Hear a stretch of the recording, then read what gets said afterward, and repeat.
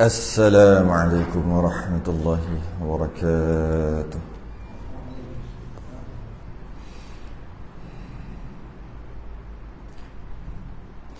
إن الحمد لله نحمده ونستعينه ونستهديه ونستغفره ونعوذ بالله من شرور أنفسنا ومن سيئات أعمالنا. من يهده الله فلا مضل له ومن يضلل فلا هادي له. أشهد أن لا إله إلا الله وحده لا شريك له. أشهد أن سيدنا محمدا عبده ورسوله. اللهم صل وسلم وبارك على سيدنا محمد الفاتح لما أغلق والخاتم لما سبق ناصر الحق بالحق والهدي إلى صراطك المستقيم. صلى الله عليه وعلى آله وأصحابه حق قدره ومقداره العظيم. اللهم نور بالكتاب بصري وأطلق بلساني واشرح بصدري وسعمل به جسدي بحولك وقوتك فإنه لا حول ولا قوة إلا بك. سبحانك لا علم لنا إلا ما علمتنا إنك أنت العليم الحكيم. ولا حول ولا قوة إلا بالله العلي العظيم. أما بعد. Alhamdulillah, kita rafa'kan kesyukuran dan terima kasih kita kepada Allah Ta'ala dapat kita sambung membicarakan tentang perjalanan hidup Nabi daripada kecil sampai kita ke perjanjian Aqabah. Perjanjian Aqabah.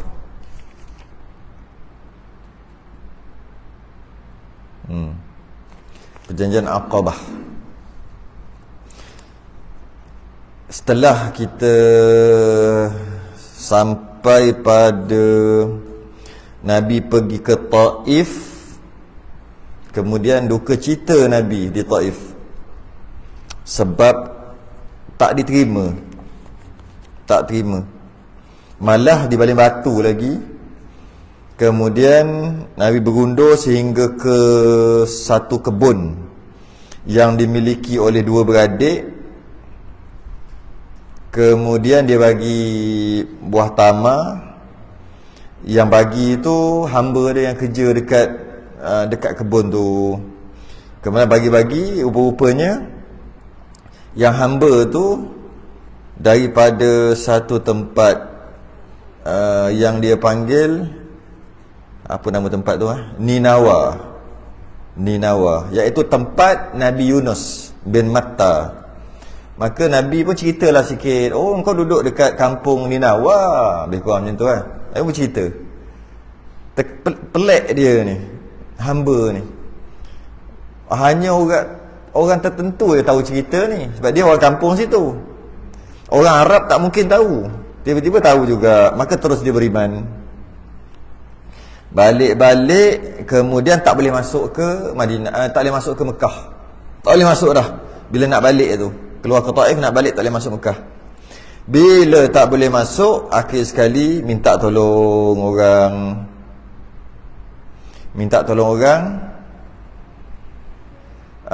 Nabi pergi berjalan ke Gua Hira dan minta tolong orang kat situ. Nama Mut'im bin Adi. Mut'im bin Adi ni dia tak masuk Islam.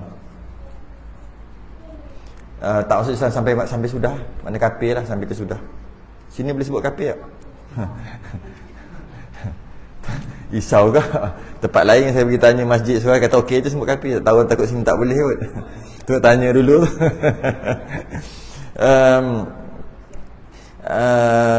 Jadi dia tak beriman, kafir sampai mati. Mut'im bin Adi ni masa perang Badar dia mati. Mut'im bin Adi ni masa perang Badar dia duduk belah musuh. Dia bukan duduk belah Nabi. Tapi ketika awal-awal itu dia tolong Nabi. Macam-macam dia tolong. Akhir sekali, tapi dia tetap tak beriman. Matilah dia lepas perang Badar tu, dia mati. Masa perang Badar tu dia mati. Maka Nabi tengok mayat dia. Nabi kata, kalau lah Mut'im bin Adi ni, dia tak masuk Islam, tak apalah kalau dia tak mati. Nabi tengok dia mati, tapi kalau dia tak mati. Dan dia kata, dan bila Nabi menang perang Badar, maka yang kalah tu jadi tawanan lah, jadi hamba, jadi tawanan. Kemudian Nabi tengok Mut'im bin Adi mati. Nabi kata, kalau lah Mut'im bin Adi ni tak mati, katalah dia tak mati, dan dia kata, lepaskanlah tawanan-tawanan tu, aku akan lepas. Aku akan lepaskan.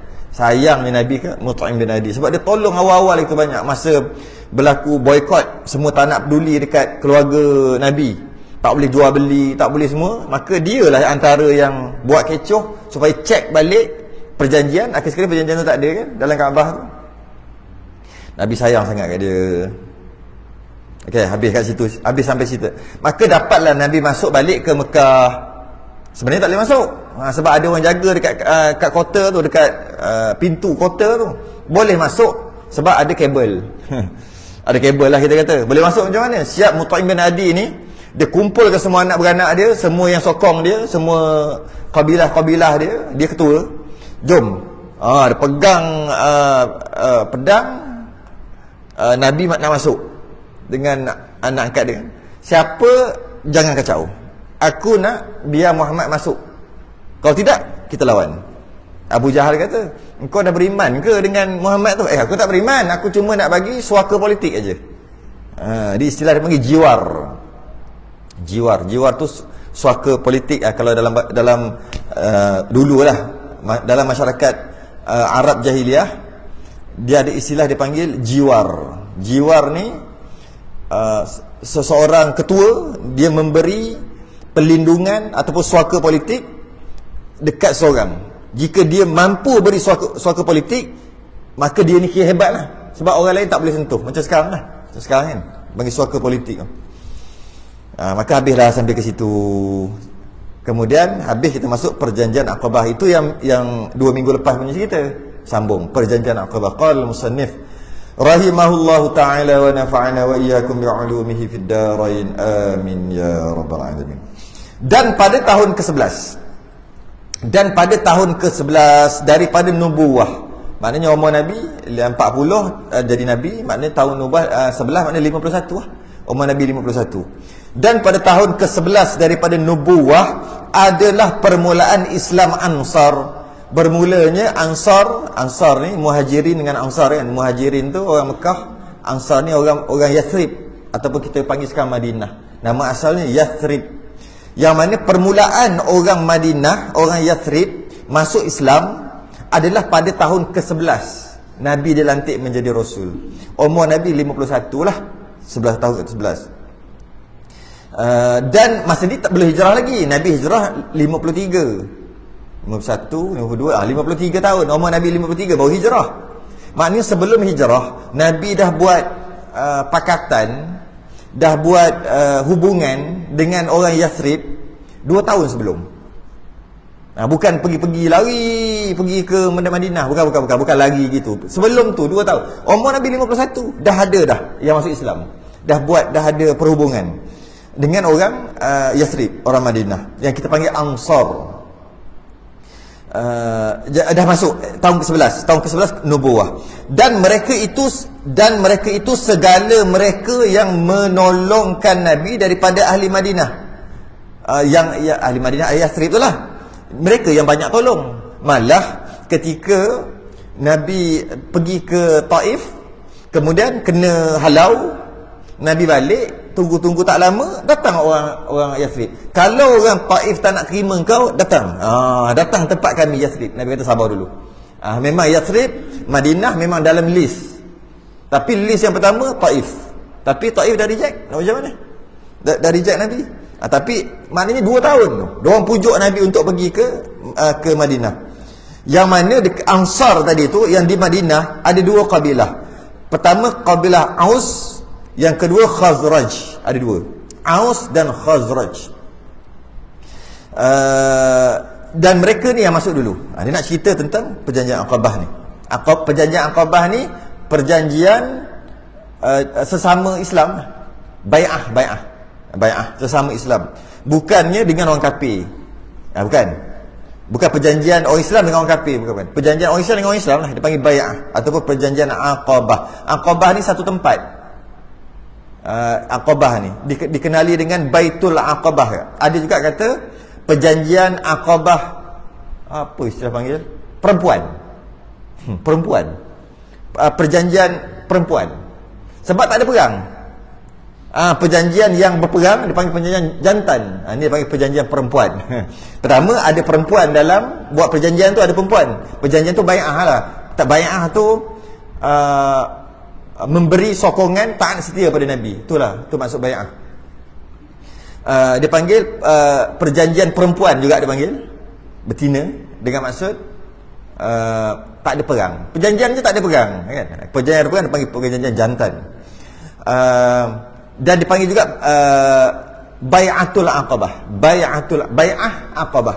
Aqabah ni tempat, satu tempat. Ada katanya dekat dengan Mina.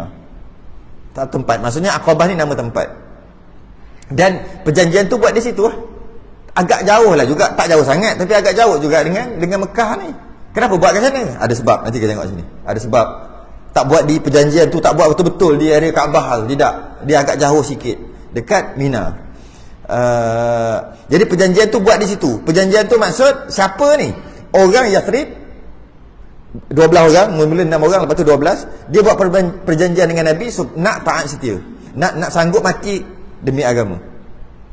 Tu maksud perjanjian Aqabah yang dilakukan di satu tempat bernama Aqabah. Perjanjian Aqabah sebenarnya berlaku 2 kali. Yang pertama, yang beriman dengan Nabi itu direct, secara langsung datang aku beriman, 6 orang. Nanti kita akan baca tu, 6 orang. Kemudian datang lagi tahun seterusnya, tahun tu. Ini peristiwa ni berlaku musim haji. Musim haji berlaku, musim haji. Jadi diorang pun ada haji juga, walaupun tapi haji cara tu lah, ada berhala, ada apa semua lah. Pusing, kena telanjang. Nak tawaf tu kena telanjang. Abu Jahal yang pegang baju-baju tu, sambil-sambil tu ambil dompet, curi. Tu kerja Abu Jahal. Lepas tu ada berhala, banyak berhala. Kan Nabi Fathul Mekah, Nabi buka Mekah dalam surah Al-Fatah tu.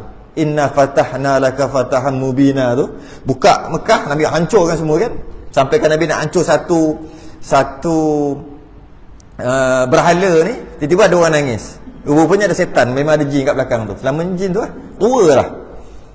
Nabi pecahkan juga, kan. Jadi maknanya waktu tu dah ada haji juga, tapi haji ni cara macam mana, tawaf dia cara macam mana tak tahulah, dengan ada berhala, ada apa semua, telanjang lah apalah. Jadi mereka datang nak buat haji waktu tu. Siapa mereka ni? Agama asal lah, asalnya agama Hanif, agama Nabi Ibrahim asalnya, tapi lama-lama beratus tahun, ribu tahun, maka berubah jadi tu, jadi mengarut tu. Nabi nak betulkan ni, tapi haji tetap ada, sunat tetap ada, potong khitan tetap ada juga. Maksudnya ada sebahagian agama asal, dia panggil agama Hanif, agama Islam juga. Dia Hanifah Musliman tu lah, Hanifah Muslimah, Hanif tu dengan maksud agama Islam lah. Cuma oleh kerana beribu tahun berubah, tak ada Nabi yang datang nak betulkan. Daripada Nabi start Nabi Ibrahim, Nabi Ismail tu sampai ke Nabi kita ni, tak ada Nabi yang nak betulkan. Bani Israel ada, selang 100 tahun datang, diutuskan Rasul lain pula, betulkan balik, daripada yang sengit-sengit tu betul balik. Lepas tu 100 tahun dah berubah balik. Lepas tu datang diutus Rasul lagi. Tapi keturunan Nabi Ibrahim belah Nabi Ismail ni tak ada sampai Nabi kita, beribu tahun. Bila macam tu berubah. Jadi masa dia ada haji dia. Jadi area situ datang nak buat haji. Masa datang nak buat haji tu lah berlaku perjanjian Aqabah. Yang pertama tu 6 orang, yang kedua tu 12 orang, lepas tu 70 ke 80 orang. Lepas tu baru Nabi hijrah. Maknanya 3 kali perjumpaan dengan orang Yathrib. Tapi ada orang kata Nabi kita hijrah tu macam pelarian. Ada orang kata dulu, saya dah dengar dulu, dia kata pelarian apa benda? Bukan pelarian. Mereka jemput. Lepas mereka jemput bukan sekali, berkali-kali jemput. Mereka tu orang Yathrib jemput. Dan nanti kita baca cerita tu nanti. Dan dijemput untuk jadi orang besar di Madinah, di Yathrib, untuk jadi Perdana Menteri lah, senang. Ada kat pelarian, datang Bangladesh mana, kita angkat dia jadi PM. Mana ada. Maknanya bukan pelarian, janganlah cakap gitu. Tak tahu ngaji ya sirah. Kata gitu lah. Saya tak ingat lah dalam beberapa tahun lepas. Suka-suka cakap itu. Kata Nabi pun pelarian dia kata. Dia kata hijrah tu pelarian, lari daripada musyrikin Mekah. Nabi tak lari daripada musyrikin Mekah. La ya'suna Allah ma amarum wa yaf'aluna ma yu'marun. Macam malaikat. Nabi ni dari sudut maksumnya macam malaikat. Malaikat la ya'suna Allah ma amaruhum. Malaikat dia tak buat maksiat. Nabi sebab apa? Dia maksum. Nabi pun sama. Dia tak buat perkara-perkara yang jahat lari tu. Malah inna awliya Allah la khawfun alaihim wa lahum yahzanun. Wali-wali Allah ni dia tak takut melainkan Allah. Itu wali, ni Nabi. Lagilah tak takut musyrik Mekah, tak takut pun. Nabi tak takut. Sebab tu bila dalam gua dengan Sayyidina Abu Bakar, Nabi kata dalam Quran pun jadi dia rakamkan dalam Quran. La tahzan innallaha ma'ana. Jangan takut, Allah bersama kita. Abu Bakar yang takut, Nabi tak takut. Habis duduk dalam gua bukan menyuruh, rehat. Jadi berlaku beberapa kali perjanjian. Dia bermula tahun ke-11, lepas tu tahun ke-12, lepas tu tahun ke-13. Tiga tahun ke-13. Masuk perjanjian ni bai'ah. Diriwayatkan bahawa Rasulullah keluar, ia berjalan-jalan, ia pergi kepada segala tempat perhimpunan manusia. Diriwayatkan Nabi pergi keluar berjalan-jalan tempat perhimpunan manusia, maksud pergi pekan lah. Pada pekan Uqaz dan pekan Majnah dan Zil Majaz, nama-nama pekan waktu tu. Untuk sebar, Nabi pergi ke pasar, Nabi berdakwah. Betul orang kata gila ni. Nabi pergi lagi, orang nak kata macam-macam. Nabi pergi pekan tempat-tempat orang ramai. Pada segala musim mereka itu, musim-musim ni musim haji. Waktu ramai orang musim haji. Masa musim haji Nabi pergi, ni musim haji ni, orang start datang ni. Bila orang start datang, Nabi ambil peluang untuk menyebarkan dakwah. Ya. Dan berkata kepada mereka. Dan Nabi pun cakap dekat ramai-ramai itulah, beberapa tempat pekan atau pasar tadi. Siapalah yang menolong akan daku? Siapalah, bahasa sekarang siapakah lah. Siapakah yang menolong akan daku? Siapa nak tolong aku? Nabi naik tempat tinggi sikit, Nabi cakap kuat sikit, siapa nak tolong aku? Hingga aku menyampaikan pesuruhan Tuhanku. Siapa nak tolong aku untuk aku sampaikan apa yang Tuhan aku suruh? Mudah kata, siapa nak beriman dengan aku dan nak bantu aku untuk menyebarkan agama? Nabi laung gitu. Maka baginya syurga, maka dia dapat syurga.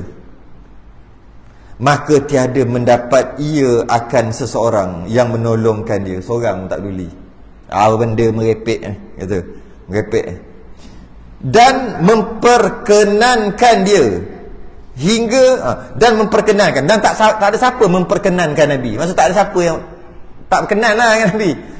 Seorang pun tak nak peduli apa Nabi cakap. Walaupun Nabi pergi banyak pekan tu. Pekan Uqaz, Ain ke Ghain tu? Ain, Uqaz, tak tahulah pekan mana sekarang. Uqaz, pekan Majnah dan pekan Zil Majaz, nama-nama pekan waktu tu. Tak ada. Maka seorang pun tak nak tolong, seorang pun tak nak perkenankan dia. Hingga bahawa sungguhnya bertanya ia kepada segala kabilah. Lepas tu pergi pula jumpa ketua-ketua kabilah. Kan banyak bangsa, banyak bani lah waktu tu kan. Banyak pergi jumpa, dan segala tempat, dan banyak tempat dah pergi, tiap-tiap satunya, semua pergi tempat. Tetap je tak ada pun orang yang nak peduli kat Nabi. Ini tahun ke-11 kenabian ni. Tak ada orang peduli lagi. 11 tahun. Kita tahu Nabi menyampaikan 20 tahun aja. Kan? 20 tahun je, 23 tahun. Nabi umur 40 dilantik menjadi rasul, dah mula menyampaikan. Lepas tu Nabi wafat 63. Maknanya 23 tahun je Nabi menyampaikan. Ini dah 11 tahun, tak ada orang peduli lagi. Kalau kita, kalau 11 tahun tak ada harapan rasanya. 11 tahun tak ada orang peduli lagi. Berapa orang je beriman? Berapa puluh orang je? Tak ada harapan ni. Kalau 11 tahun macam ni, kalau 20 tahun baru 100-200 orang. Kalau 23 tahun mungkin ada 500 orang. Boleh ke nak sampai satu dunia? Kalau kita lah 11 tahun dah tak ada harapan, Nabi dia tetap juga menyampaikan. Maka menolak mereka itu akan dia sekeji-keji tolak. Bukan tolak biasa, dia keji-keji, siap maki-maki lagi. Dan menyakiti mereka itu akan dia, dan mereka menyakiti Nabi, sama ada menyakiti dengan perbuatan atau menyakiti dengan perkataan, sindir. Apa yang mereka sindir, mari kita tengok. Dan berkata mereka itu baginya, mereka tu kata kat Nabi, kaum engkau terlebih mengetahui dengan engkau. Maksudnya tak payah sembang kaum kau sendiri pun reject engkau. Bani Hashim terima engkau, Bani Muttalib terima, yang kita bincang sebelum ni kan, yang kena boykot Bani Hashim dengan Bani Muttalib terima. Tapi banyak lagi saudara mara engkau, sepupu sepapat, pakcik-pakcik pun tak terima engkau nak sebarkan dekat kami yang daripada luar, mungkin daripada Yaman, daripada luar-luar ni kan masih haji. Kau nak sebar tu maksud kaum engkau terlebih mengetahui dengan engkau. Kaum kau pun tolak, lebih kurang macam tu lah. Kaum kau pun tak nak beriman, berapa orang je beriman, kau nak sembang kita, ya. Hingga bahawa menghendaki Allah Subhanahu Wa Taala menzahirkan agamanya. Lamanya orang reject itu, sehinggalah Allah nak menzahirkan agamanya, sehinggalah Allah bagi bantuan. Mudah kata Allah bagi bantuan. Maka dihelanya ditariknya, boleh kata, maka ditarik, dibawa, dihela tu. Kita pun ada bahasa Melayu, hela macam menapas, menapas kan, menghelakan nafas tu bahasa dulu, bukan napas saja. Sehingga hingga bahawa menghendaki Allah menzahirkan agamanya, maka dihelanya. Kalau sehinggalah Allah nak tolong Nabi, dan Allah hembus, istilah hembus, bukan hembus gitu, maksud Allah bawa, tu helanya, tarik, bawa akan dia Nabi kepada ini kabilah daripada Ansar. Allah biarkan Nabi dulu kena reject 11 tahun, semua reject kabilah, sehingga Allah tentukan, Allah kata Allah nak tolong dah time ni, Allah tentukan bila tahun ke-11 tahun ke-11 kenabian, kerasulan Nabi, maka Allah nak tolong ni, maka Allah bawa, lebih kurang Allah bawa ataupun Allah lorongkan Nabi kepada kabilah yang jenis Ansar tadi, yang Yathrib tadi. Makanya bila dihelanya, Allah bawa, Allah tolong dengan Nabi pergi ke kabilah Ansar, maka nampak sinar bila jumpa kabilah Ansar. Sebelum ni jumpa kabilah-kabilah lain tak nampak sinar, semua reject aja. Semua reject, semua maki, semua baling batu macam penduduk Taif. Sehinggalah jumpa Ansar, baru nampak sinar. Ada harapan. Maka menjumpai ia, maka menjumpai ia pada Mina. Tu kata Mina tu Aqabah tu, dekat Mina. Akan setengah daripada kabilah Khazraj. Khazraj tu Aus dan Khazraj lah. Dia kata Ansar ni kan ada dua kabilah, Khaus dan Khazraj. Aus dan Khazraj ni dia bergaduh sebenarnya. Dia perang. Bukan perang lah, dia gaduh. Dia tak sebulu. Dia panas, dia sepanas saja. Di Yathrib, di Madinah. Tapi kita berhenti kejap cerita kat situ. Kita cerita bab ni sebab dia terus sambung aja. Tiba-tiba dia kata, maka menjumpai ia pada Mina. Maka Nabi pun bawa dia pergi jumpa kat Mina, buat perjumpaan dekat Mina. Jadi kita tak faham apa hal ni, masa bila jumpa. Cerita dia lompat-lompat gitu lah. Kena faham cerita sepenuh baru tahu cerita dia. Macam mana pula tiba-tiba Aus dan Khazraj nak beriman dengan Nabi, padahal lain semua tolak? Apa cerita di sebaliknya? Ada cerita di sebaliknya. Ni cerita di sebaliknya. Cerita di sebaliknya, Aus dan Khazraj ni berperang. Dia sentiasa tak boleh duduk sama-sama. Sehinggalah di Yathrib ada Yahudi. Tak silap saya pernah cerita, tak ingat kat sini kat mana. Kena cerita lah sekali lagi, tak ingat cerita kat mana. Ada Yahudi dah duduk situ. Yahudi boleh sebut? Boleh kot? Dah boleh, kafir boleh, Yahudi pun boleh. Allahu Akbar. Nampak tadi sebut sembahyang ni? Boleh juga. Okey, tak apa. Itu selingan. Okey. Jadi Yahudi memang dia dah duduk situ dah, dekat Yathrib. Mudah kita tak sebut Yathrib, kita sebut Madinah lah. Waktu tu nama Yathrib, sekarang nama Madinah. Sebut Yathrib takut tak faham pula. Sebut Madinah senang. Di Madinah tu ada memang dah lama, memang orang kata penduduk asal dia Aus dan Khazraj. Beribu tahun lah, beribu-ribu tahun. Dan beberapa ratus tahun sebelum peristiwa ni, beberapa ratus tahun, saya tak ingat 200, 300, 400 tahun, rasa 200 tahun kot. Beberapa ratus tahun sebelum kisah ni, datang Yahudi mari duduk kat situ. Katanya Yahudi tu duduk tepi laut. Saya tak sempat nak tengok map, betul ke kat situ ada tepi laut? Tapi dengan ceritanya gitulah. Duduk di tepi laut. Yahudi ni, dia buat perkampungan kat situ. Kenapa Yahudi, daripada jauh Yahudi Bani Israel, apa hal mari duduk kat situ? Ini semua Bani Arab. Rupa-rupanya dalam kitab Taurat dan kitab Injil dia kaji. Bukan kitab Taurat Injil, kitab Taurat dan Injil telah diselewengkan. Kan dia tak ada dah original kan. Dia kaji. Walaupun diselewengkan, ada juga maklumat-maklumat yang masih lagi betul. Cuma tak tahu mana betul mana tak betul lah. Mereka kaji. Dan ada dalam tu mengatakan, dalam kitab mereka lah, kitab Taurat dengan kitab Injil yang telah diubah tadi, ada menceritakan tentang Rasul akhir zaman yang akan diutuskan di antara dua lembah.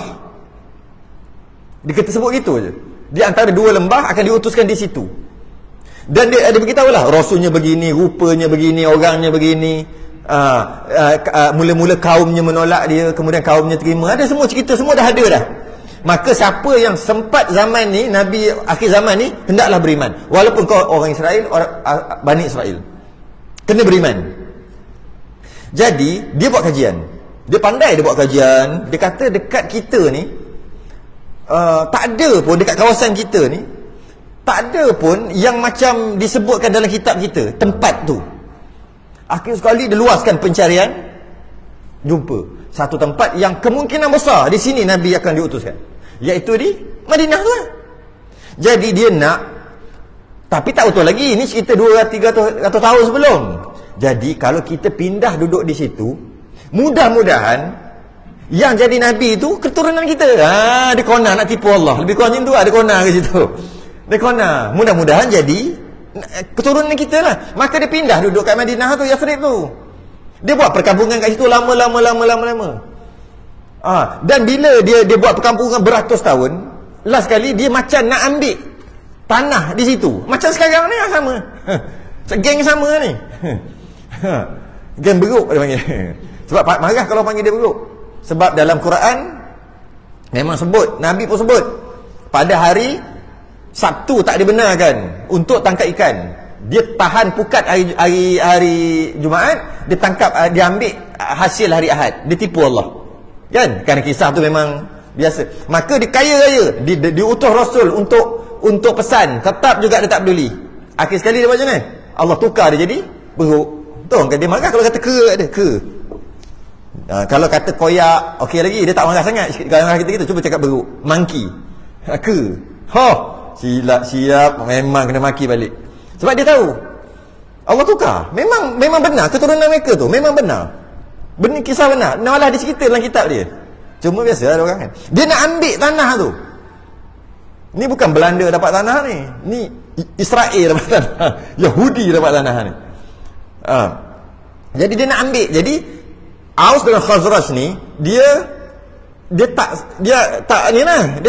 rapat, asyik-asyik bergaduh je dua ni. Duduk memang kawasan, memang kabilah di situ. Bila berpecah, Yahudi ambil kesempatan. Makin nampak pengaruh mereka makin kuat. Jadi disedari oleh ketua kabilah Aus dan Khazraj. Ketua-ketua dia sedar. Dan dia kata kita perlu ambil tindakan segera. Kalau tidak, silap-silap jadi diorang punya negara ni. Lebih kurang macam tu lah. Tempat diorang jadi ni. Makin besar, makin kuat dia punya pengaruh. Akhir sekali mereka berpakat. Tak pernah berlaku dalam sejarah mereka berpakat. Aus dan Khazraj ni berpakat. Berpakat maksudnya gencatan senjata kejap kita dua. Kita nak mengekang Yahudi ni. Jadi kita buat sekejap. Jadi pada tahun ke-11 ni, tahun ke-11 yang dia buat perjanjian tu, gencatan senjata sekejap. Sebab kita walaupun gaduh, ni tanah kita. Cuma kita tak berhati gaduh aja. Itu orang entah mana mari. Jadi kita stop dulu. Itulah sebenarnya cara untuk settlekan yang dekat sekarang ni. Bersatu je. Jangan pecah. Tahu tu, diorang ada berapa juta je. Kecil berapa juta. Ada orang kata kalau semua orang Islam pergi yang ramai, kentut yang ramai, mati lemas. Berapa bilion ada orang Islam. Tapi semua pecah. Tengoklah Pak Arab, negara Arab, Jordan pecah habis. Tengoklah ada orang. Sama pecah. Kita jauh. Yang dekat-dekat tu sekeliling tu. Pintu Rafah kejap buka, kejap tutup. Kejap buka, kejap tutup. Sekarang ni tutup balik lah pintu Rafah, Mesir. Sebab dia kata dah 11 juta dah Palestin ada dalam tu. Jadi tak mampu dah. Habis macam mana ni? Kat sini kena serang. Duduk tengah-tengah. Caranya satu je, bersatu. Bersatu je umat Islam. Tak payah. Masing-masing ludah. Tu je. Banjir Israel. Kalau ada berapa bilion umat Islam. Tapi semua. Sebab Nabi kata betul. Umat Islam akhir zaman dia macam buih dekat laut. Buih. Bila buih banyak kita pergi. Tak ada. Tak kuat. Tu je cara. Kalau liga-liga Arab bersatu, settle masalah. Semua stop. Tak nak keluarkan minyak dekat dia. Habis. Tak nak jual. Boykot terus. Sekejap je. Tapi tak. Diorang dah banyak diorang pegang yang kita tak nampak. Ada diorang pegang dari sudut ekonomi ke apa, ada benda belakang yang kita tak nampak, yang kita tak tahu. Dia pegang Amerika. Dia pegang kot belakang yang kita tak tahu yang kenapa dia pegang. Apa pasal dia tak nak Pak Arab ni tak nak tolong. Dia ada benda kat belakang yang dia pegang. Tak tahu apa benda. Adalah, bolehlah kita buat tekaan-tekaan, tapi tak tahu apa benda. Ada benda, ada perkara. Dah Pak Arab berpening sekarang ni. Lepas konsert. Pak Arab berpening. Jadi bila bergaduh tu dia pun genjatan sangat. Pada tahun yang ke-11, bila dia berbaik sekejap, tapi dia kata lepas ni kita gaduh balik.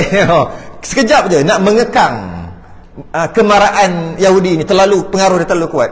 Jadi dia stop kejap. Bila dia stop baik, itu yang boleh pergi haji tu. Itu yang boleh selamat je pergi haji pada tahun itu. Bila boleh pergi haji pada tahun itu, 6 orang pergi. Orang Khazraj 6 orang pergi. Dia pilih, akhir sekali dia pilih ketua daripada Khazraj untuk jadi ketua. Mungkin lepas ni Aus pula kot, nak gila-gila ke, adalah dia buat perjanjian tu. Maka bila dah buat perjanjian sekejap, maka beberapa perkembangan terjadi. Antaranya bisnes semakin maju. Kalau tidak, Yahudi lah ambil alih. Orang ni bergaduh, dia ambil kesempatan. Bisnes semakin maju. Dan antaranya adalah boleh hantar 6 orang Khazraj pergi Mekah masa musim haji. Sebelum ni tak boleh. Mungkin ada sebab, mungkin ada sekatan ke apa, ada, tak tahulah macam mana waktu tu. Akhir sekali bila dah berbaik, boleh pergi haji. Itu yang 6 orang ni pergi. Bila pergi haji, yang ini yang berlaku tahun ke-11 dia cerita ni. Tahun ke-11 Nabi pun tengok, ini bukan orang kabilah yang dekat-dekat, ini belah Yathrib ni. Korang datang? Ya, ke datang. Bila diorang datang, Nabi pun dakwah dengan 6 orang. Itu yang disebut kat sini tu. Bila Allah nak tolong, Allah bagi dia jumpa Ansar. Dia sebut Ansar. Ansar tu maksud Khazraj. Jumpa Nabi pun dia ada sebut kat bawah, nanti sekejap lagi lah kita baca. Dia bisik-bisik, jom kita pergi jumpa dekat Mina ataupun Aqabah. Tak boleh cakap kat sini. Kita kena pergi sana cakap, sebab bahaya. Kena rahsia. Pergi ke Bukit Aqabah, sempadan Mina, lebih kurang gitulah. Tak jauh lah daripada Mekah, tapi bukan dekat Mekah betul-betul. Maka berdiskusi, soal jawab tentang ketuhanan, kepercayaan. Akhir sekali diorang beriman. Diorang beriman. Dan diorang beriman ni sebab nanti kita baca sebab apa diorang beriman. Antara sebabnya, sebab Yahudi dah warning awal-awal. Yahudi ni warning.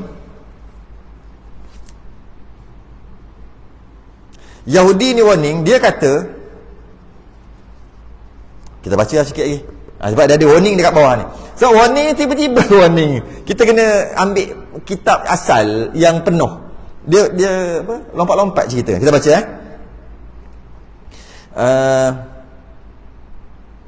Okay. Maka menjumpai ia pada Mina. Pergilah Mina, jumpa, buat dialog. Akhir sekali akan setengah daripada kabilah Khazraj yang 6 orang tadi. apabila Allah tak nampak dah, Aqabah yang di tepi Mina, satu tempat lah atau bukit tepi Mina. Maka katanya, siapa kamu? Nabi tanyalah permulaan cerita, buka cerita, siapa kamu? Jawab mereka, kami daripada Khazraj, daripada Yathrib lah, Madinah. Maka katanya, apa kiranya? Tiadakah duduk kamu? Aku bertutur akan kamu. Takkan berdiri je, mari duduk kita bincang. Macam tu lah lebih kurang. Mari kita diskusi cerita. Maka duduk mereka itu. Maka menyeru ia Nabi. Maka Nabi menyeru akan mereka kepada Islam, diskusi tentang Islam, dan membaca ia atas mereka itu akan Quran.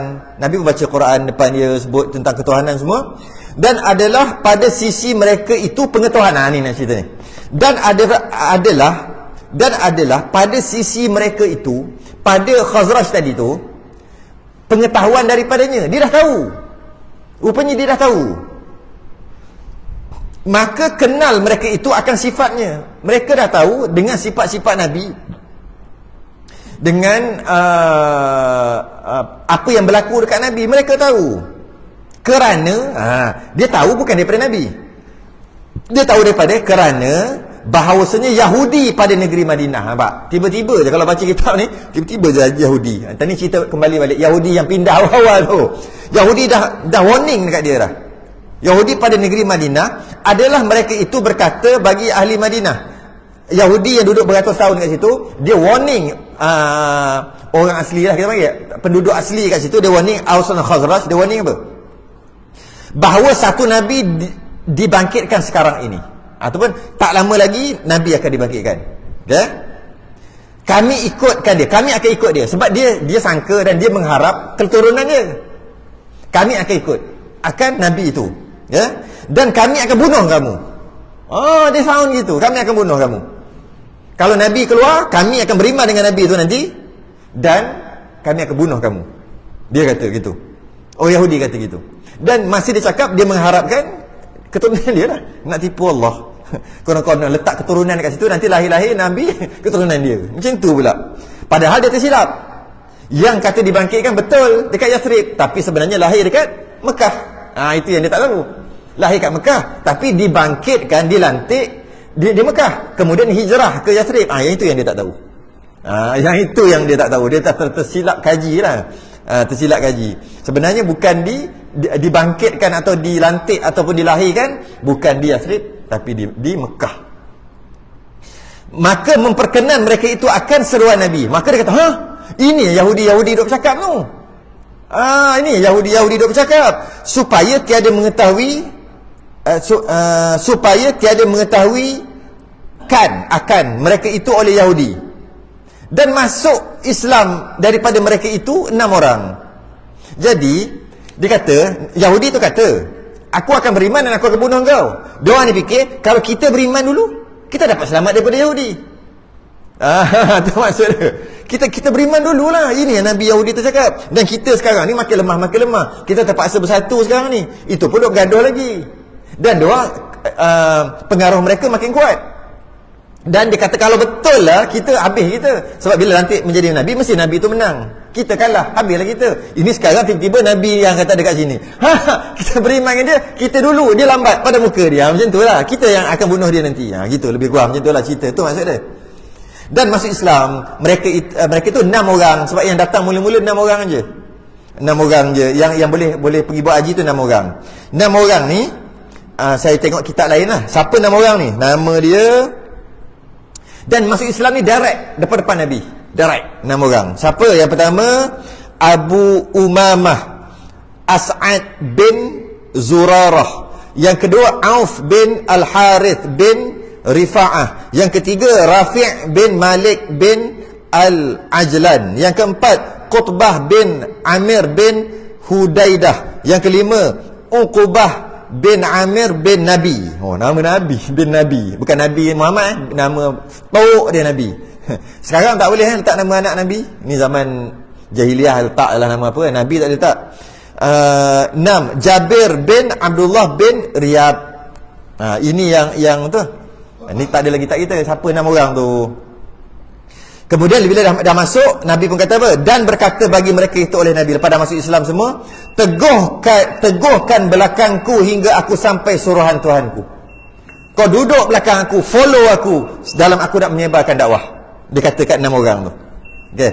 Jadi sebelum tu kita sambung sikit lagi cerita yang mana Aus dan Khazraj ni dia bergaduh ni berpuluh-puluh tahun, 40 tahun dia kata, 40 tahun dia bergaduh. Jadi bila berlakunya pertemuan tadi, dia mengharapkan Yahudi nanti kalah, dan dia mengharapkan dia dulu beriman dengan Nabi sebelum Yahudi tu. Last sekali Yahudi tu tak beriman pun, sebab bukan daripada keturunan dia. Akhir sekali bila Nabi hijrah, kita lompat kejap cerita, jadi kita patah balik. Bila Nabi hijrah, hijrah pakat-pakat beriman, Yahudi tak beriman. Yahudi tak beriman pun. Akhir sekali Nabi buat, bila tertubuh kerajaan Islam yang pertama, kerajaan Islam Madinah yang pertama, Nabi buat perjanjian dengan orang Yahudi, bahawasanya kalau kita kena serang, kita sama-sama pertahan. Engkau hiduplah dengan agama engkau dengan aman. Maka mereka pun hidup elok-elok. Bila Nabi kena serang, dia serang kat belakang. Ni Yahudi ni, Nabi kena serang kat depan, dia tak ni. Nabi kena serang dengan perang Ahzab tu, perang Khandaq. Nabi kena serang dengan musyrikin Mekah, dengan Yahudi kat luar. Yahudi yang kat luar dan Yahudi kat belakang. Belakang tu maksud belakang yang duduk dalam Madinah. Jadi bila mujurlah Salman Al-Farisi, dia kata dia bagi idea gali parit Khandaq, gali parit. Jadi bila dia tengok dah serang, dia ni Yahudi kat belakang ni nak standby kat belakang. Dia serang kat depan, kita serang kat belakang. Ni Yahudi ni. Apa tak boleh buat, tak boleh percaya dia orang ni. Daripada dulu lagi bohong. Dulu lagi tak boleh percaya. Dia buat baik dengan dia, lepas tu boom, tiba-tiba je. Lepas tu gencatan senjata. Mati dah beratus dah. Selang 2 3 4 bulan setahun tu, serang lagi mati 200 300 orang. Gencatan senjata, sikit itu lah. Dia memang perangai dia gitu. Daripada dulu perangai dia. Jadi dia diserang kat belakang. Tapi kan tak jadi serang. Tak boleh serang sebab ada Khandaq tu. Ada parit besar tu, tak boleh serang. Tapi walau tak boleh serang, dia orang terlajak serang. Seorang je serang, spy dia datang. Lepas tu pergi serang. Sebab kota Mekah, kota Madinah, dalam Madinah tu dah tak ada orang, semua pergi ke depan sebab musuh ada ke depan. Jadi tinggal orang sakit, orang tua, perempuan, kanak-kanak je dekat bandar, dekat kawasan perumahan ni, kawasan perkampungan. Dia serang daripada belakang. Tapi seorang perempuan ni bunuh dia. Bunuh dia. Anak Abdul Muttalib. Anak pada Abdul Muttalib, beriman dengan Nabi lah. Tok Nabi lah. Maknanya siapa? Anak Abdul Muttalib tu maknanya siapa? Perempuan. Tak, maknanya siapa dengan Nabi? Mas dia lah. Serang. Dia serang, dia bunuh. Bila dia pakai macam lelaki, dia menyamak pakai macam lelaki, dia bunuh. Bila bunuh, jauh Yahudi tengok. Kena bunuh spy kita. Tak jadi, tak berani. Dia menakut. Dia orang penakut. Dia orang bukan berani pun. Dia orang menakut. Tak jadi serang. Tapi padahal kalau dia serang, habislah. Sebab perempuan je ada dengan orang sakit. Akhir sekali, lepas dah Nabi menang, Nabi ambil ni semua dia. Nabi bagi peluang dekat sahabat dia yang asalnya Yahudi lah, tapi masuk Islam. Dalam kitab dia, apa hukuman bagi orang yang melanggar janji macam ni? Apa hukuman? Tengok kitab dia sendiri, bukan kitab Yahudi tu, kitab dia sendiri. Bunuh tu kerja bunuh tu. Habislah tu cerita, nanti kita panjangkan cerita tu nanti, bab tu nanti.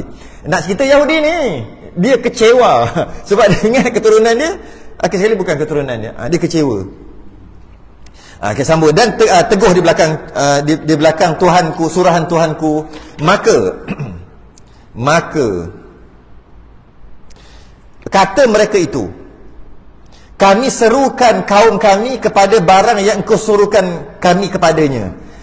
Kata-kata Nabi pun pesan kat dia pun kata, kita akan sampaikan nanti lepas dah habis musim haji, kita balik ke Yathrib, kita akan sebarkan, ramaikan lagi di Yathrib. Sebab dekat Mekah tak boleh nak nyebarkan kan. Kalau sebarkan kena sorok-sorok, kalau sebarkan secara terang-terang kena sakit dan sebagainya. Jadi yang 6 orang tak apa, kami pergi. Nampak? Masa ni hijrah lambat lagi. Berapa tahun lagi nak hijrah? Dah ada dah pakatan ni. Okay. Kami serukan kepadanya. Maka jikalau perkenan mereka itu, kalau mereka setujulah, mereka tu masuk orang Yathrib, maka tidaklah seorang yang terlebih mulia daripada engkau. Engkau tu engkau Nabi. Jadi maknanya kalau mereka semua setuju, engkau paling nombor satu lah. Engkau akan jadi orang paling mulia. Sebab jadi ketua lah. Engkau akan jadi ketua. Kalau mereka semua setuju, engkau akan jadi ketua. Dan perjanjian engkau musim pada tahun hadapan. Dan gini, kita akan datang balik musim hadapan, haji tahun depan. Kalau ramai, kita akan bawa ramai-ramai nanti. Tu. Dan menyuruh Nabi akan mereka itu dengan menyembunyikan daripada ahli Mekah. Tapi jangan beritahu orang Mekah. Siap kau nanti kan. Jadi sorok-sorok. Maka tak kala sampai mereka itu ke Madinah, tiada tinggal, dia orang balik-balik, tiada tinggal padanya satu rumah, melainkan hal keadaannya ada padanya sebutan Nabi. Dia pergi semua rumah. Satu-satu dia cerita yang 6 orang ni. Satu-satu. Habis, maka setahun lah mereka 6 orang ni buat kerja dekat Yathrib. Bukan Nabi pergi berjalan kena halau dengan orang Mekah, tak tahu nak pergi mana, kiri kanan jalan. Jumpa macam best je dekat Yathrib ni, singgah. Bukan. Ataupun bukan kena halau lari, pergi duduk dalam kemah, duduk sini. Akhir sekali orang kesian panggil. Bukan. Kemudian pada tahun yang kedua, kata, kalau semua beriman, engkau akan jadi ketua. Engkau akan jadi orang paling mulia, engkau akan dilantik menjadi Perdana Menteri, orang paling besar lah, dekat Yathrib nanti. Tapi biar kami dulu pergi. Pada tahun yang kedua, masa tahun seterusnya, yang tadi ke-11, ni ke-12 lah. Tahun ke-12 kerasulan Nabi, maknanya nombor Nabi 52 lah pula. Seterusnya, tahun kedua, menjumpakan dia oleh 12 orang. Dia bawa datang pula, haji seterusnya, datang 12 orang pula. 12 orang. Tadi yang sebelum tu 6, 12. 5 orang daripadanya 6 yang dahulu. Kan ada 6 dahulu, 5 orang datang, seorang tak datang. Siapa yang tak datang? Saya ada dobek. Jabir bin Abdullah bin Riyab, dia yang tak datang. Dia 6 orang, dia beriman. Tapi bila datang tahun yang kedua, dia tak datang. Jadi 5 orang dia datang. Okay? 5 orang daripada 6 yang dahulu. Dan 7 lagi, kan 12, 7 lagi daripada Khazraj. Daripada Khazraj. 7 lagi daripada Khazraj, melainkan 2 orang. Maka daripada Aus. Tengok, boleh faham tak? Seni ni pening ni. Okay. Ada 12 orang datang, tahun seterusnya 12 orang temu si haji.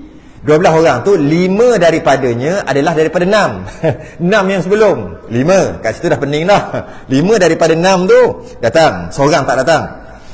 Lepas tu pula dia kata kat sini 7 orang, lebih 5, 12, 7 lagi lah. 7 daripada Khazraj. Okay, orang Khazraj, kabilah Khazraj 7. Tapi bukan 7, melainkan 2 orang. 7 tolak 2. 7 tolak 2. Mana 5 orang aja. Cakaplah 5. Orang dulu memang cakap gitu. Cakap je 5 orang je. Khazraj je tambah 5 orang daripada asal yang 6 tu, 5 je datang, tambah lagi 5 Khazraj, jadi 10 Khazraj. Tak best cakap gitu. Orang dulu seni bercakap. Seni cakap memang makan dalam, memang kena fikir. Kena fikir. Mana taknya timbul peribahasa marah anak sindir menantu. Biasa dengar marah anak sindir menantu. Lama tu nak kena fikir. Marah anak sindir menantu. Dia marah anak dia, tapi sebenarnya nak marah menantu. Kalau marah menantu tak balik raya kan, nanti kan susah. Marah anak. Bila dia marah anak dia tak masalah pun. Ni dia cakap kat anak dia, ni kalau pakai kasut ni kan nak datang rumah mak ni, datang nak masuk rumah mak ni kan, kasut ni jangan letak atas tangga, letak kat bawah. Anak dia, aku pakai selipar. Anak dia, apa sah pula menantu yang buat gitu? Tak mana boleh tegur menantu tak balik raya lepas menantu. Istilah dia panggil apa tu? Marah anak sindir menantu. Kan pak? Tu lah tok-tok nenek kita real betul lah. Memang bahasa sangat tinggi. Dia punya bahasa tinggi. Kita tak, straight to the point. Tu kita. Kan? Kita straight to the point, tak ada seni bercakap. Straight to the point. Dan point tu pula kalau tengok budak-budak sekarang dalam tulisan-tulisan, siap singkatan-singkatan lagi. Tak apa benda kau tulis. Singkatan-singkatan, nak straight, nak cepat. Orang dulu tak, relax je. Kami datang nak memetik bunga di taman. Tengok, tak ada apa bunga rumah aku ni. Bunga yang mana? Ada 3 bunga. Ni isteri saya bunga juga. Ini anak nombor 2. Ini isteri orang. Bunga yang dan seterusnya kan. Ada dia punya seni tu. Kita tak begitu. Jadi maknanya 5 daripada 6. Okey, itu Khazraj juga. Kemudian 7 lagi adalah Khazraj. Melainkan 2. 5 lah. Habis 2 lagi apa? 2 lagi Aus. Kalau orang sekarang cakap 10 Khazraj, 2 Aus. Settle. Orang sekarang. Orang dulu tak cukup bahasa kau. Orang dulu tinggi bahasa dia. Tinggi. Orang sekarang je straight to the point. Jadi maknanya 10 Khazraj, 2 Aus. 10 Khazraj tu pula 5 tu yang datang pada tahun sebelum tu juga. Settle. Okey. Maka masuk Islam mereka itu 12 orang pula. Bukan 12 lah, yang tu dah masuk dah 5 tu. Yang 7 je lah masuk Islam. Ini semua kepala-kepala ni, ketua-ketua, pembesar-pembesar. Dan menerima mereka itu akan barang yang mensyarat ia atas mereka itu. Dan dia terimalah syarat Nabi. Antaranya beriman dengan Allah, jangan mensyirikkan Allah. Macam-macam lah, ada lah yang beriman. Dan mesti duduk belakang aku untuk sampaikan agama, tetap mempertahankan agama dan sebagainya. Syarat-syarat Nabi lah. Itulah bai'ah tu. Baik tu masuk bai'ah. Dan pulang mereka itu 12 orang pula balik. Lepas habis hatan haji lah. Dan menzahirkan Allah pada mereka itu akan agama Islam. Pergi pula 12 orang tu pula pergi.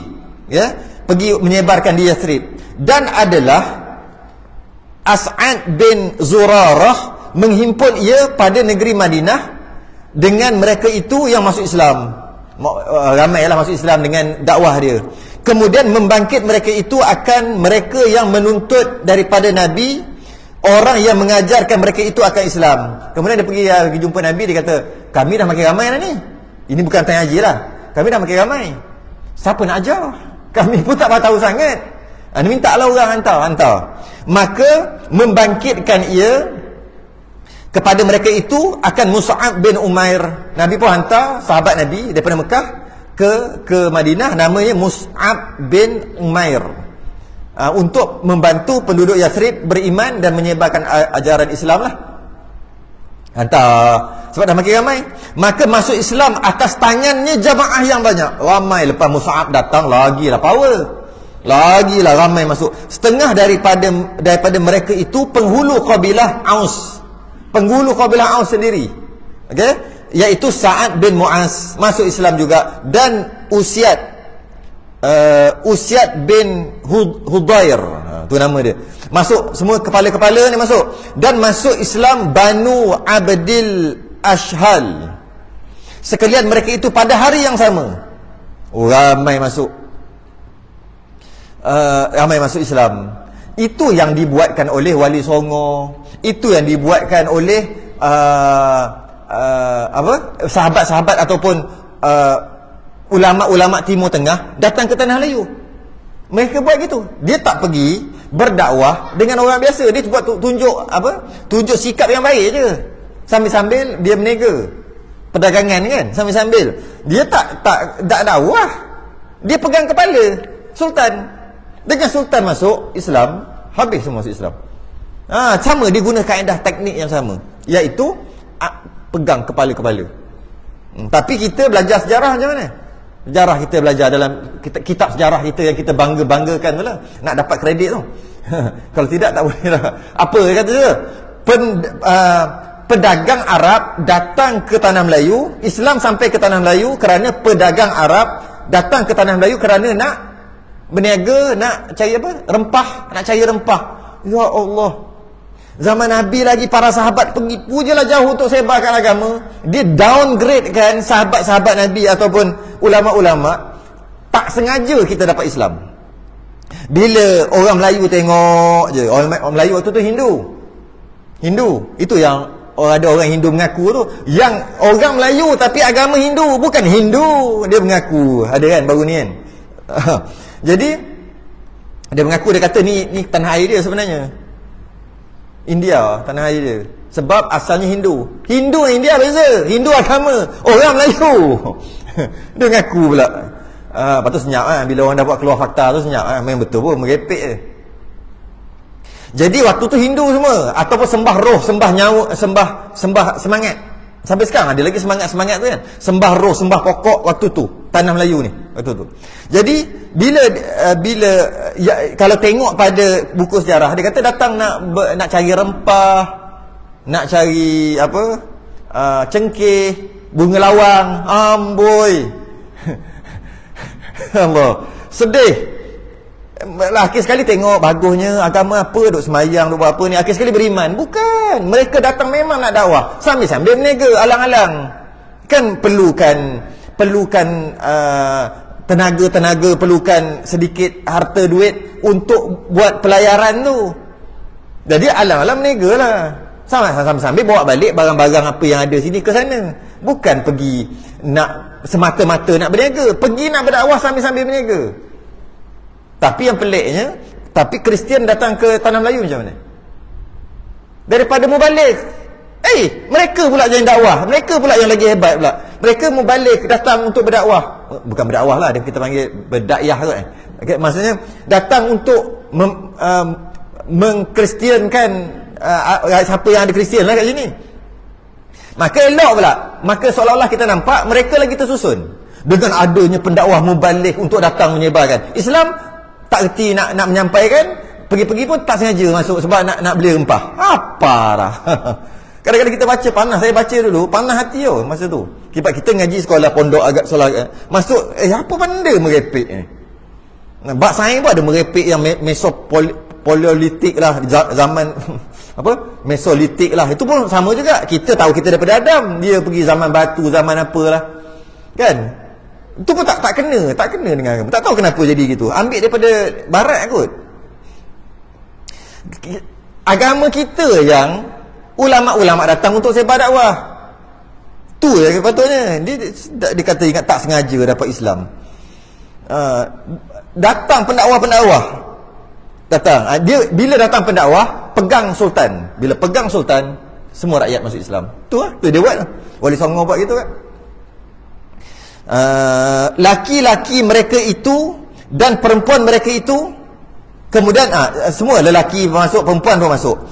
Kemudian datang pada tahun yang ketiga, maknanya umur Nabi 53. Itu dah dekat dah tu.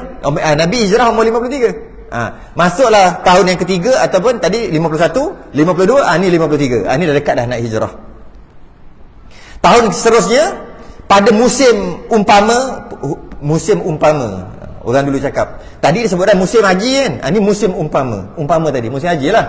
Musim haji 70 laki-laki datang, 70 laki-laki pula. Mula-mula 6, lepas tu 12, lepas tu 70. Itu yang datang, yang beriman berlambak beratus, kan? Tak, semua tak datang. Maka mengambil janji Nabi akan mereka itu bahawa meneguh mereka itu akan dia pada barang yang meneguh mereka itu daripada segala anak isteri mereka. Apa yang kamu dah belajar apa semua ni, bukan untuk kamu je, untuk anak isteri, teguh juga. Aku nak sebarkan ni, duduk belakang aku. Dan berperang merah dan berperang hitam. Menatang apa pula ni, bahasa dulu. Berperang merah dan berperang hitam. Maksudnya jika disakiti nantilah masa dah masuk Islam, berperang merah dan hitam. Maksudnya ada orang merah, ada orang hitam. Sama ada orang merah tu orang Mekah merah, dia punya merah, dia merah. Hitam ni maksud orang kulit hitam. Jadi datanglah kabilah kulit hitam, datang kabilah kulit merah, maksudnya orang Mekah tu, untuk menghalang kita perang. Tu maksud tu, berperang merah dan berperang hitam. Okay. Dan hadir Sayyidina Abbas pada ini perjanjian yang ketiga. Datanglah Sayyidina Abbas dan menguat ia atas mereka itu akan benar perkataan. Datang pula Sayyidina Abbas, ini kita ni, bai'ah kita ni bukan bai'ah main-main. Kalau dah bai'ah tak boleh dah nak lepas sebelum bai'ahnya Nabi itu. Apa?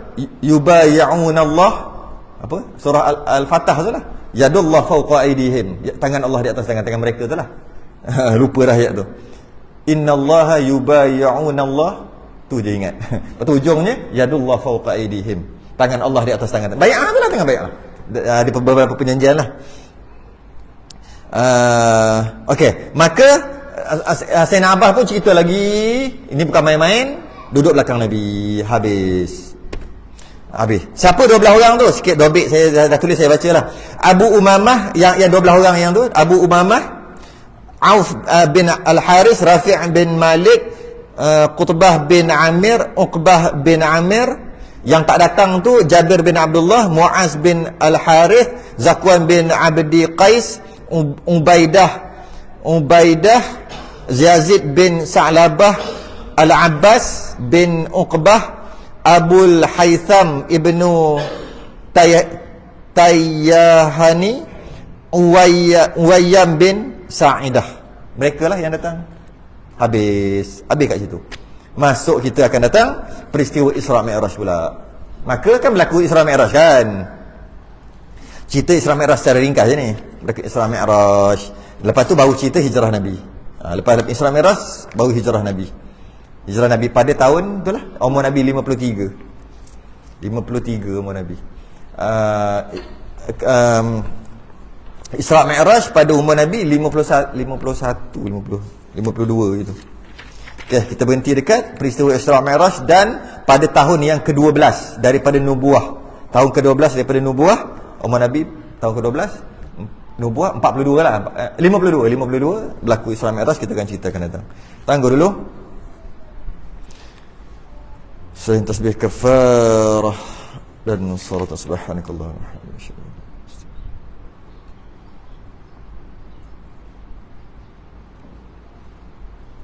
Assalamualaikum warahmatullahi wabarakatuh.